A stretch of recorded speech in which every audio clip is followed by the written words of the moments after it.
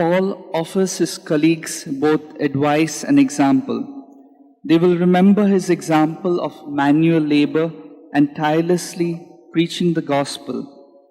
Conviction and commitment are revealed in his words, just as he worked with these hands of mine. To support himself and his companions, he urges the elders to do the same. One of the benefits of work is to enable us to help people weaker than ourselves. Church leaders are there to serve the people, not to exploit them, and to build up the community. Paul quotes as a maxim of Jesus, "It is more blessed to give than to receive." This saying is not found in any of the Gospels, and it surprises us not to find it in Luke's first volume. But its inclusion here illustrates the truth that if all that Jesus said and did were written down, there would not be room in the entire world to hold the books, as we read in John chapter 21, verse 24.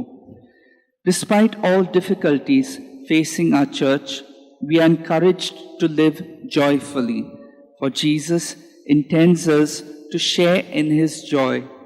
Trusting in him fits us well enough to face whatever the future may bring.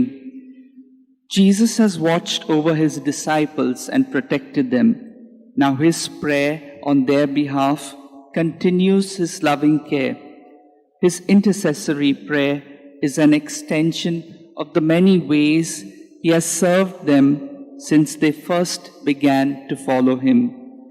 In a similar way, our prayer for others is an extension of our care for them. It is another form of service.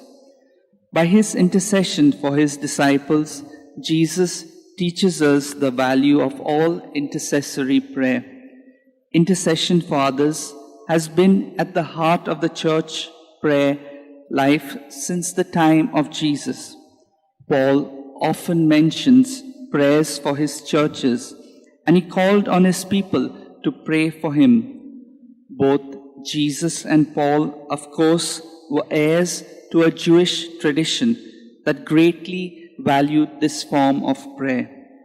Praying for others is one of the ways we express our communion with others in Christ, that like Jesus, we become persons who truly care for others. Let's pray for this grace for one another.